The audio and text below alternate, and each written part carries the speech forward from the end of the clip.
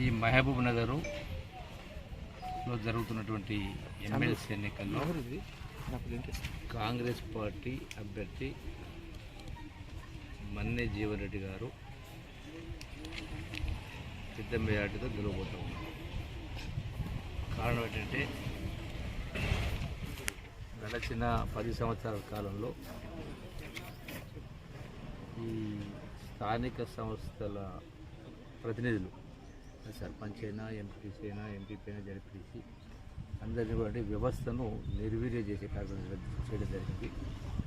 అట్లాగే కాస్తో కూస్తో వాళ్ళు పనులు చేస్తే సంవత్సరాల తరబడి అయినా కూడా వాళ్ళ బిల్లు రాకపోవడం, అధికారాలు ఇవ్వకపోవడం, నిధులు ఇవ్వకపోవడం, కనీస గౌరవ మర్యాదలు ఇవ్వకపోవడం కారణంగా ఒకటి. రెండవది 10 సంవత్సరాల అవినీతి, దుర్మార్గపు పరిపాలన కారణంగా చెప్పినటువంటి 10 సంవత్సరాల క్రితం తెలంగాణ ఉద్యమ సందర్భంలో 2014 ఎన్నికల సందర్భంలో చెప్పినటువంటి హామీలు నెరవేర్చకపోవడం, నిరంకుశ పాలన, అప్రజాస్వామిక పాలన కారణంగా ఆనాడు ఉన్నటువంటి ప్రగతి భవన్కు ఎంట్రీ లేదు, సెక్రటేరియట్లో ఏ రోజు కాలు పెట్టని కారణంగా, అంటే మొత్తం వ్యవస్థను నిర్వీర్యం చేసి రాష్ట్రాన్ని అధోగతి పాచేసి అప్పుల ఊబిలో ముంచినటువంటి ప్రభుత్వానికి బుద్ధి చెప్పాలని మొన్న ఎట్లయితే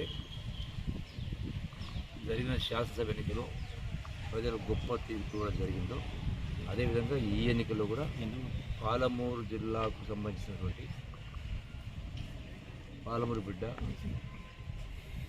గౌరవ ముఖ్యమంత్రి రేవంత్ రెడ్డి గారికి నాయకత్వాన్ని బలోపేతం చేయాలని తెలంగాణ రాష్ట్రం ఇచ్చినటువంటి కాంగ్రెస్ పార్టీ తెలంగాణ రాష్ట్రాన్ని ఇచ్చినటువంటి ఆనాటి యూపీఏ అధినాయకత్వం సోనియా గాంధీ గారికి బహుమానంగా ఇవ్వాలని చెప్పని పాలమూరు జిల్లా ప్రజాప్రతినిధులు నిర్ణయం చేసుకోవడం జరిగింది.